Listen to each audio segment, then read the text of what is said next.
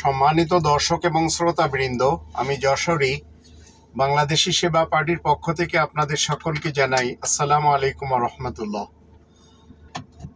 আপনারা যারা ধর্মের প্রতিষ্ঠান, ধর্মের খোয়াড়, মাদ্রাসাগুলিতে টাকা দিয়ে সওয়াব কামাতে চান এবং মনে করেন যে এই সব মাদ্রাসাতে টাকা দিলে সওয়াব হয়, আপনাদের উদ্দেশ্যে এই ভিডিওটি করা হচ্ছে। তাতে আপনারা বুঝতে পারবেন যে একটি মাদ্রাসাতে টাকা দিলে বা অর্থ দিলে সেখানে সওয়াব হয় না গুনাহ হয়। আপনি জান্নাতে যাবেন না জাহান্নামে যাবেন, এই টাকাগুলি আপনাকে কোথায় নিয়ে দাঁড় করাবে সেটি নিয়ে আমরা একটু আলোচনা করব। আমাদের দেশে রাজধানী শহর থেকে গ্রাম পর্যন্ত অলিগলিতে এই ধর্মের খোয়াড় মাদ্রাসা রয়েছে। এই ধর্মের খোয়াড়গুলি মূলত 1757 সালের পর থেকেই শুরু হয়েছে। তার পূর্বে ভারত উপমহাদেশে কোনো মাদ্রাসা ছিল না। এই মাদ্রাসা ইংরেজদের বানিয়ে দেওয়া, তাদের নিজেদের অনুমতি নিয়ে দারুল উলুম দেওবন্দ বানানো হয় এবং তারা নিজেরা তৈরি করে দেয় কলকাতা আলিয়া মাদ্রাসা। তবলিগি জামাত ইলিয়াস সাহেবের, সেটিও ব্রিটিশ ভারতের যুগ থেকেই আমরা দেখতে পাই। ধর্মের যত সেক্টর আমরা দেখি এগুলি মূলত সবই ভারত উপমহাদেশে ব্রিটিশদের ছত্রছায়ায় বানানো হয়েছিল। তারা যদি অনুমতি না দিত, কাসিম নানুতবির শক্তি ছিল না দারুল উলুম দেওবন্দ বানানো। তারা যদি অনুমতি না দিত, ইলিয়াস কান্দেলভি সাহেবের শক্তি ছিল না তবলিগি জামাত বানাতো। তারা যদি অনুমতি না দিত, তাহলে এই ধর্মের ভিত্তিতে পাকিস্তানও বানানো সম্ভব ছিল না, কারণ এগুলি সব তারাই করে দিয়ে গেছে। তাদের উদ্দেশ্য কি এটি আমরা এখন দেখব। ব্রিটিশ যখন 1757 সালে ভারত উপমহাদেশে আসে, তো তারা আসার পরে যখন দেখে এদেশের হিন্দু এবং মুসলমান নারীরা তারা সবাই মাথা নিচু করে থাকে, কোনো পুরুষের সাথে হাত মেলায় না এবং তারা সবসময় ফুল হাতা ব্লাউজ পরে এবং শাড়ি পরে তারা তাদের বদন ঢাকে। তারা প্রথমেই এই নারীদেরকে ঘর থেকে বের করে দেয়। আস্তে আস্তে তারা প্রথমেই হামলা করে আমাদের কৃষ্টি কালচারের উপরে। মুসলমান তারা তাদের সন্তানদেরকে সকালে মসজিদের মক্তবে কোরআন শেখানোর জন্য পাঠাতো এবং সবাই জানতো কোরআনের 5টি দাবি, তার ভিতরে একটি দাবি মসজিদ থেকে মহল্লার যিনি ইমাম তার কাছ থেকে শিখে নিত। কোরআনের 5টি দাবি কি? 1 নম্বর দাবি, কোরআনকে শতভাগ বিশ্বাস করতে হবে, এর জন্য কোনো মাদ্রাসায় যাওয়ার দরকার পড়ে না। 2 নম্বর দাবি কি? কোরআনের নিজস্ব যে ভাষা, ওই ভাষাকে জেনে কোরআন পড়া শিখতে হবে। এর জন্য মসজিদের ইমামের কাছ থেকে মহল্লার মসজিদে সবাই যেত এবং মসজিদে বাহির থেকে কেউ এসে ইমামতি করতো না, সাধারণত এলাকার লোকেরা ইমামতি করত। 3 নম্বর দাবি, মাতৃভাষায় কোরআনকে জানতে হয়, সেটি বাবা মার কাছ থেকে জানতো। 4 নম্বর কোরআন মতে জীবন কাটাতে হয়, আর 5 নম্বর কোরআনে তাবলীগ করতে হয়। এই 5টি দাবির বিরুদ্ধে মুসলমানদেরকে ব্রিটিশরা প্রথমে কি করলো, তাদের জন্য কলকাতা আলিয়া মাদ্রাসা করে দিল এবং দারুল উলুম দেওবান্দ বানিয়ে দিল, আর তবলিগি জামাত তৈরি করে দিল। 1947-এ যখন যায় তখন ধর্মের ভিত্তিতে লর্ড মাউন্টব্যাটেন এবং এডভিনা মোহাম্মদ আলী জিন্নাকে উস্কানি দিল যে তুই ধর্মের নামে মুসলমানদের নেতা হয়ে যা এবং তোকে আমরা মুসলমানদের এলাকা দিয়ে দেব, আর নেহেরুকে বলল যে তোমাকে হিন্দুস্তান দিয়ে দিচ্ছি। জিন্না এবং নেহেরু দুজনই লন্ডনে থাকতো, দুজনেরই একজন গার্লফ্রেন্ড ছিল এডভিনা, আর সেই এডভিনাকে নাটকীয়ভাবে সাজিয়ে লর্ড মাউন্টব্যাটেনের স্ত্রী বানিয়ে ভারতে আনা হলো। মোহাম্মদ আলী জিন্না এডভিনার সাথে দিনে থাকতো আর রাত্রে থাকতো জওহরলাল নেহেরু, আর এই দুই বদমাইশ এইডসেই মারা গেছে, এত কঠিন রোগে মারা গেছে যে ব্যাপারে আমাদেরকে জানানো হয় না। এই ব্রিটিশরা ধর্মের ভিত্তিতে পাকিস্তান, পূর্ব পাকিস্তান এবং পশ্চিম পাকিস্তান মিলে একটি দেশ বানালো। যদিও আমাদেরকে শেখানো হয়েছিল পাকিস্তান কা মতলব কিয়া, লা ইলাহা ইল্লাল্লাহ। পাকিস্তানের উদ্দেশ্য কি, আল্লাহ ছাড়া অন্য কারোর আইন চলবে না। মূলত মোহাম্মদ আলী জিন্না জীবনেও পলিটিক্স করেনি এবং সে কিছুই জানতো না, আর ইসলাম সম্পর্কে তার কোনো ধারণাই ছিল না, কারণ সে ছিল জারেতুস্তি সমাজের একজন মুসলমান, আর কোরআনের ব্যাপারে কোনো জ্ঞান তার ছিল না, এমনকি ছিল না নেহেরুরও। আবার করমচাঁদ গান্ধীও জানতো না। এবার খেলা শুরু হলো। এই ব্রিটিশরা মাদ্রাসা তৈরি করার পরে আস্তে আস্তে এই মাদ্রাসা আস্তে করে তারা কি করলো যে হিফজখানাও করতে হবে, সেখানে রাত জেগে কোরআন মুখস্থ করতে হবে। অথচ কোরআন আমাদেরকে এ ধরনের তাকিদ দেয় না। কোরআনের 5টি দাবির ভিতরে একটি দাবি হলো কোরআন তার নিজস্ব যে ভাষা, যেটি আরবরা বলে না, সেই ভাষায় পড়া শিখতে হবে। এখন এই 5টি দাবি থেকে যদি মুসলমানদেরকে সরিয়ে ফেলতে পারে তাহলে ব্রিটিশরা জিতে গেল। ব্রিটিশদের আসার পূর্বে থেকেই এই ভারত উপমহাদেশের মুসলমান এবং হিন্দু সমাজের একটি রীতি ছিল, ছেলে মেয়ে বয়স হয়ে গেছে বিবাহ দিয়ে দিত। তখন ছিল না কোনো ধর্ষণ, ছিল না কোনো বলাৎকার, ছিল না কোনো অ্যাসিড নিক্ষেপের ঘটনা, ছিল না কোনো অবৈধভাবে সম্পর্ক। এবার এই ব্রিটিশরা কি করলো, রাত জাগার জন্য, রাত্রি যাপন করার জন্য এই মাদ্রাসাগুলি আস্তে আস্তে তারতিব দেওয়া হলো। তাবলিগি জামাতও 3 দিন, 10 দিন, 40 দিন জীবন চিল্লা লাগানোর জন্য মসজিদে মসজিদে তারা খেতা বালিশ, আবার হাড়ি পাতিল এবং বদনা নিয়ে ঘুরতে লাগলো।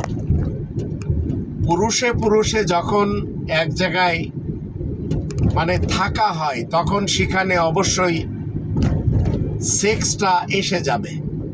নারীরা যখন এক জায়গায় থাকবে তখন তাদেরও সেক্স আসবে, কারণ একটি সন্তান যখন জন্ম নেয় তখন জন্মসূত্রে সে কিছু জিনিস সাথে নিয়ে আসে। তার ভিতরে একটি হলো তার যখন ক্ষুধা লাগে তখন তাকে খাওয়াতে হয়, যখন তার প্রস্রাব লাগে প্রস্রাব করাতে হয়, যখন তার টয়লেট আসে তখন সে টয়লেট করে নেয়, তদ্রূপ আস্তে আস্তে যখন একটি ছেলে একটি মেয়ে বালেগ হয়ে যায় তখন তাদের আল্লাহ তাআলা কি দিয়ে দেন? সেক্স শক্তি দিয়ে দেন। আর এই সেক্স শক্তিকেই যারা কন্ট্রোল করে নিতে পারে, রব্বানি বিধান মতে যারা নিজেদের ব্যক্তিত্বকে গড়ে নিতে পারে, তারাই জান্নাতে যাবে এই কালে এবং পরকালে। এবার মুসলমান সমাজের যত মাদ্রাসা আমরা দেখেই চলেছি, ভারত উপমহাদেশে লক্ষ লক্ষ মাদ্রাসা রয়েছে এই ধর্মের কোয়াড়, আর আমাদের দেশে রয়েছে 1.5 লাখেরও উপরে, আর মসজিদ রয়েছে 3 লাখের উপরে। মসজিদগুলি থেকে কোরআন পড়ানোর সিস্টেম এখন বিলুপ্ত হয়ে গেছে। আর এই হুজুর মৌলবী সমাজ সেই ব্রিটিশদের পক্ষ থেকে তৈরি করে দেওয়া, তাদের উদ্দেশ্য হলো তবলিগি জামাত, তারা পুরুষেরা মসজিদে মসজিদে ঘুরবে, তারা আবার যখন সুযোগ পাবে দেখা গেল তাদের যে দৈহিক চাহিদা তাদের মতো করে পুরা করে নেবে। যার জন্য আমরা দেখি অনেক সময় এই তবলিগি জামাতের পুরুষের সাথে পুরুষেরা কুকর্ম করতে যে ধরাও খায়। মহিলা মাদ্রাসাতে যে সমস্ত বালেগা মেয়েরা রাত্রি যাপন করে, তাদেরও তো সেক্স শক্তি আল্লাহ দিয়েছেন। এখন কি করবে তারা? তারা তাদের সেক্সকে কত সময় কন্ট্রোলে রাখবে? হেফজোখানার ছেলেরা বালেগ হয়ে গেছে, তারা কোরআন পড়ার নামে সেখানে রাত্রি যাপন করে। একদিকে হুজুর থাকে, আবার আর একদিকে এই ছেলেরা ছোট ছোট বেডিং বিছিয়ে তারা শোয়, এবং সেখানে যখন তাদের সেক্স শক্তি জাগ্রত হয় তখন তারা তাদের মতো করে দৈহিক চাহিদা পুরা করে নেয়। আবার হুজুররাও ঠিক বাচ্চাদের পাশা মারে, আবার বলৎকারের মাধ্যম দিয়ে অনেক বাচ্চাদেরকে তো মরেই যেতে হচ্ছে। আবার খুদে শিশুদের সাথে, কন্যা শিশুদের সাথে বলৎকার করে, এই তাদের সাথে ধর্ষণ করে তাদেরকে আবার মেরেও ফেলে দেয়। তো এ ধরনের ঘটনা একের পর এক আমরা কিন্তু দেখেই চলেছি প্রতিনিয়তে। এখন আপনারা যারা মাদ্রাসাতে দান খয়রাত করে মনে করবেন যে আমরা পরকালে সওয়াব পাব, তো আপনারা এই কালে মূলত কোন ছেলে মেয়েদেরকে প্রমোট করছেন? যারা অবৈধভাবে সেক্স করে চলেছে, যারা বিবাহের বয়স হওয়া সত্ত্বেও বিবাহের জীবনে আসতে পারছে না এই উলামায়ে কুফফারদের কারণে, উলামায়ে আজাজিল, উলামায়ে শায়াতিন এবং এই উলামায়ে বেশ্যা, এদের কারণে। এরা এক একজন মুতামিম সেজে বসে আছে, আর এই মাদ্রাসার হুজুরদের এই কর্মকাণ্ডগুলি আমরা ক্রমান্বয়ে দেখেই চলেছি, এবং এগুলি অহরহ ঘটছে প্রতিনিয়ত। মূলত এই মাদ্রাসাগুলি হচ্ছে কওমে লুতের বায়ু সৈনিকদের আখড়া। তাদের বানানো এই যে মাদ্রাসাগুলি, এখানেই এই কুকর্মগুলি কন্টিনিউ হচ্ছে। আর এরা সমাজকে দিচ্ছে কি? ধর্মের নামে এরা ওয়াজ করছে, মাহফিল করছে, সবাইকে ফ্রি ফান্ডে জান্নাতের সার্টিফিকেট দিচ্ছে। এমত অবস্থায় এই লুত কওমের এই অনুসারী যারা, এক অংশ লুত কওমের যারা লুত নবীর, লুত রাসূলের যে কোরআনী শিক্ষা সেটি তারা না মেনে চলে যাচ্ছে এই বলৎকারের দিকে, ধর্ষণের দিকে, পাছা মারার দিকে, সমকামিতার দিকে। কোরআন বিবাহকে এত সহজ করে দিয়েছে যে একটি ছেলে তার প্রথম স্বপ্ন দোষ হয়েছে মানে সে বালেগ হয়েছে, একটি মেয়ে যার প্রথম মাসিক হয়েছে, এর অর্থ সে বালেগা হয়ে গেছে, এখন এদের বিয়ে দিতে হবে। এই বিবাহ না দিয়ে এদেরকে এই ধর্মের খোয়াড়ের হুজুরেরা 12 বছর নিজেদের কাছে রাখে, এদেরকে মৌলবি বানায়। আর এই 12টি বছর এই বালেগ ছেলেরা আর এই বালেগা মেয়েরা এই মহিলা মাদ্রাসাতে আর এই পুরুষের মাদ্রাসাতে এরা কতটা নির্লজ্জভাবে এই কাজগুলি করে। আর আমাদের দেশের পেপার পত্রিকায় একের পর এক আমরা এই ঘটনা দেখি, এরপরেও আমাদের হুঁশ হয় না, কারণ এদেশে কোনো বিচার হবে না।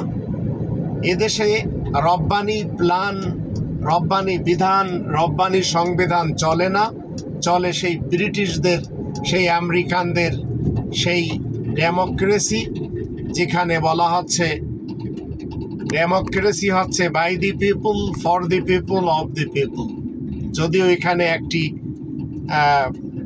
রয়েছে ফর দি পিপল, এটি কোরআনের সাথে যায়, আর বাকি হচ্ছে দুটি শিরিকি।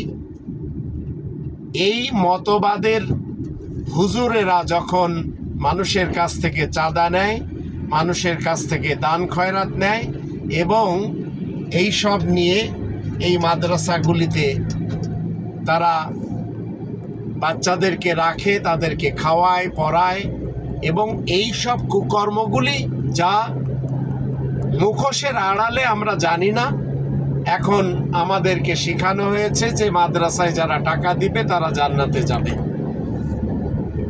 এখন গ্রাম থেকে নিয়ে শহর পর্যন্ত আমরা দেখতে পাই অধিকাংশ যারা মাদ্রাসাতে টাকা দেয় তারা হচ্ছে দুর্নীতিবাজ পলিটিশিয়ান, তারা হচ্ছে রিবাখোর, তারা হচ্ছে সমাজের যারা বড় বড় অপরাধী, এরাই মাদ্রাসাতে দান খয়রাত করে।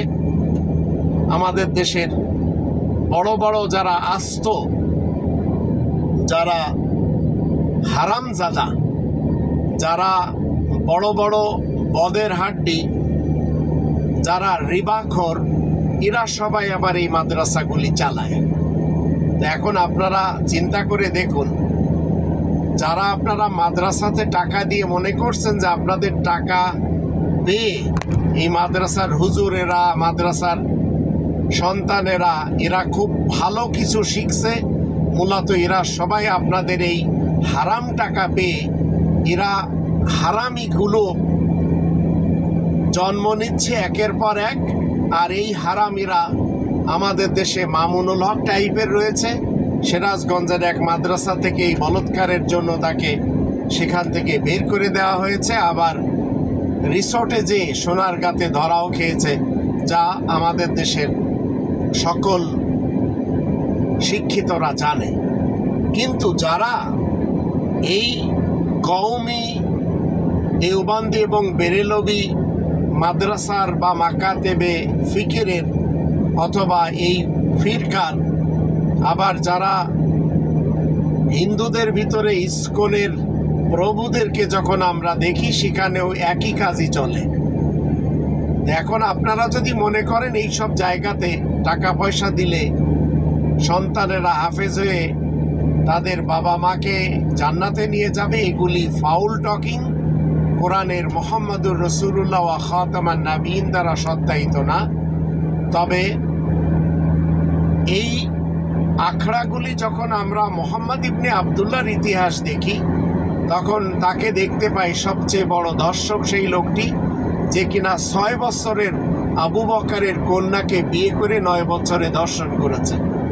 আবার সেই লোকটির ইতিহাসে লেখা, হাদিসে লেখা, এই রকম মাদ্রাসার মতো ছোট্ট একটি তাঁবুর ভিতরে ছাগলের সাথে সহবাস করেছে।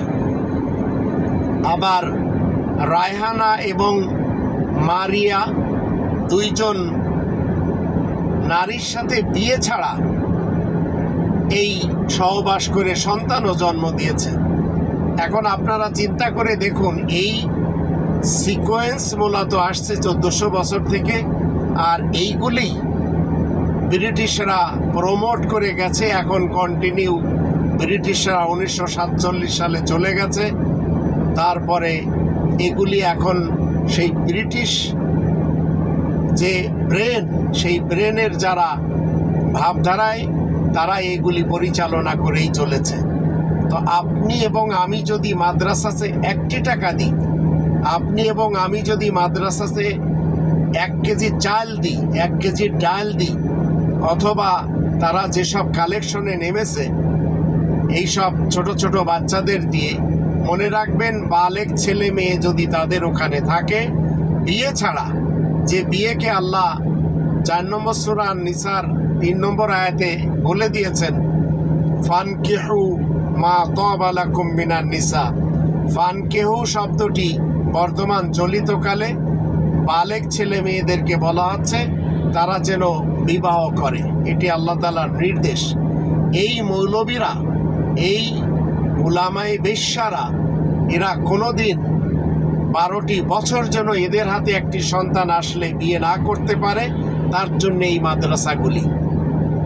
এই মেয়েরা বালেগ হয়ে তাদের মহিলা মাদ্রাসাতে থাকে, আবার অনেকে পুরুষেরা এই মহিলা মাদ্রাসার মুহতামিম হয়, তারা অনেকটা ভয়ানক হয়, যার বর্ণনা আমি আপনাদের সামনে দিতে পারবো, কিন্তু আমার থেকেও আপনারা ভালোই জানেন। যখন আপনারা এলাকার মহিলা মাদ্রাসাতে যখন দেখবেন যে কোনো পুরুষ সে কিনা মুহতামিম, আবার মহিলা মাদ্রাসাতে যদি পুরুষ কেউ এসে পড়ায়, মহিলাদের বোরকা পরিয়ে, মুখ ঢাকা বোরকা, যেটা কোরআন বিরোধী, মুহাম্মাদুর রাসূলুল্লাহ ওয়া খাতামান নাবিয়িন দ্বারা সত্যায়িত না, কিন্তু আরব ইতিহাসের মোহাম্মদ ইবনে আবদুল্লাহর পক্ষ থেকে এটি প্রমোট করা হয়। কারণ ওই লোকটির কাছে ছিল 21টি স্ত্রী, আর 21টি স্ত্রী যার ঘরে থাকবে, মনে রাখবেন সেই ঘরটি নরকে পরিণত হয়ে যাবে। কিভাবে? 21টি স্ত্রী যখন একটা ঘরে থাকবে, তখন সেখানে অবশ্যই চুল ছিঁড়াছিঁড়ি হবে, সেখানে অবশ্যই একে অপরের সাথে মারামারি, কিলাকিলি, এগুলি চলতেই থাকবে। তো মোহাম্মদ ইবনে আবদুল্লাহর ঘরে যখন আমরা এই দৃষ্টিতে দেখি, তখন দেখি সবাই চুল ছিঁড়াছিঁড়ি করেছে, যার ফলে মোহাম্মদ তাদেরকে টিকিয়ে রাখার জন্য মুখ ঢাকা বোরকা এবং মাথা ঢাকার সিস্টেম তৈরি করে দিয়ে গেছে। ঠিক একই কায়দায় তারই অনুসারীরা যে সমস্ত ধর্মের খোয়াড় সেই ব্রিটিশদের শেখানো পদ্ধতিতে তৈরি করে নিয়েছে, দেখবেন মহিলা মাদ্রাসাতে এই মুখ ঢাকা বোরকা পরানো হয় যেন কেউ এদের চেহারা না দেখতে পায়। অথচ কোরআনের যখন আমরা 19 নম্বর সূরা মারিয়ামের 26, 27, 28 আয়াতগুলি দেখি, তখন আমরা দেখতে পাই মারিয়াম যখন ঈসা রাসূলকে নিয়ে নিজ কওমে আসে, তখন মুখ খুলে আসে। তাই কওমের লোকেরা 4টি দিক থেকে মারিয়ামকে চেনে, সরাসরি চেনে, তাই তারা বলেছে ইয়া মারিয়াম। তারপরে ভাইয়ের দিক থেকে চেনে ইয়া উখতা হারুন, আবার বাবার দিক থেকে চেনে মা কানা আবুকি ইমরাআ সাও, আবার মায়ের দিক থেকে চেনে ওমা কানাত উম্মুকি বাগিয়া। একটি মেয়েকে 4টি দিক থেকে চিনতে হবে, কিন্তু কোরআন আমাদেরকে প্রথমে শিক্ষা দিয়েছে মুহাম্মাদুর রাসূলুল্লাহ ওয়া খাতামান নাবিয়িন দ্বারা সত্যায়িত হলো একটি পুরুষ প্রথমে সে তার সেক্সের দৃষ্টিশক্তিকে ঝুঁকিয়ে রাখবে আর গোপন অঙ্গকে হেফাজতে রাখবে। তদ্রূপ একটি নারী, এবং নারী কি করবে? গাউন পরবে, তার গাউন পরে সে তার বুক ঢাকবে। এটি আমরা যখন 24 নম্বর সূরা নূরের 30 এবং 31 আয়াত দুটি পড়ি, তখন আমরা এটি পেয়ে যাই। এখন আপনারা চিন্তা করে দেখুন, এই ধর্মের খোয়াড়, হেফজোখানা বলেন, মহিলা মাদ্রাসা বলেন, অথবা পুরুষের মাদ্রাসা বলেন, আর আলিয়া হোক কিংবা খারিজি, আপনারা যদি টাকা দেন তো আপনাদের এই টাকা পয়সা এই বালেক ছেলে মেয়েরা খেয়ে তারা মূলত বিবাহের জীবনে আসতে পারছে না, তাদের গার্জিয়ানদের পক্ষ থেকেও প্লাস এই হুজুরদের কারণেও, যার জন্য এরা ঠিক ক্ষুধা লাগলে যেমন খেতে হয়, ঘুম আসলে যেমন ঘুম পড়তে হয়, পিপাসা লাগলে যেমন পিপাসা নিবারণ করতে হয় পানি পান করে, তদ্রূপ যখন টয়লেটে যাওয়ার বেগ আসবে তখন টয়লেটে যেতে হবে, প্রস্রাব চাপলে প্রস্রাব করতে হবে। বালেগ ছেলে মেয়েদের যখন দৈহিক চাহিদা জাগ্রত হবে, যৌন চাহিদা জাগ্রত হবে, তখন তাদের অবশ্যই সেটা পুরা করতে হবে। তাই আল্লাহ বলছেন বিবাহের মাধ্যম দিয়ে এটি করতে হবে। আর যদি এখানে বাধা এসে যায়, যা এই মৌলবী সমাজ করে চলেছে, আবার শিক্ষাঙ্গনের শিক্ষার্থীদেরও আমরা দেখতে পাই, মনে রাখবেন যে সমস্ত সন্তানদের আমরা বালেগ হওয়ার পরে বিবাহ দিতে পারছি না, আমরা কিন্তু দোষী।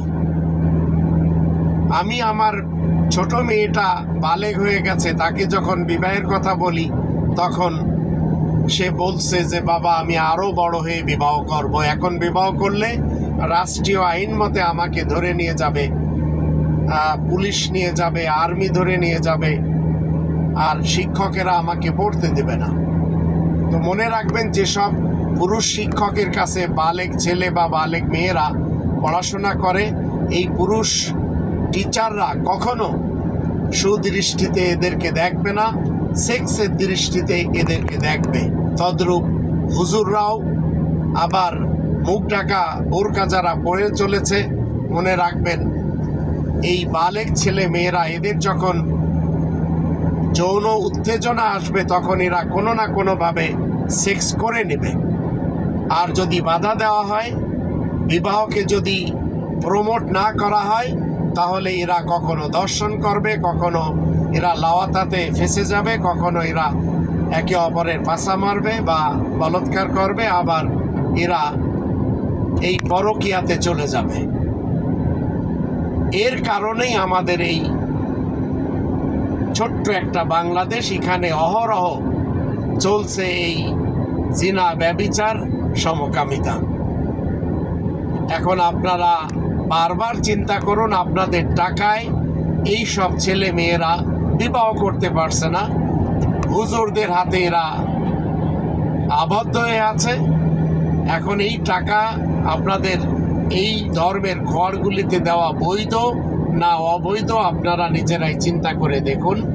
আর যে সমস্ত শিক্ষাঙ্গনের ছেলে মেয়েরা, গার্জিয়ানদেরকে আমি বলবো যে আপনারা আপনাদের ছেলে মেয়েদেরকে বালেগ হওয়ার পরে বিবাহ দিচ্ছেন না, আপনারা সবাই অপরাধী। আল্লাহ আমাদের সবাইকে বুঝার তৌফিক দান করুন।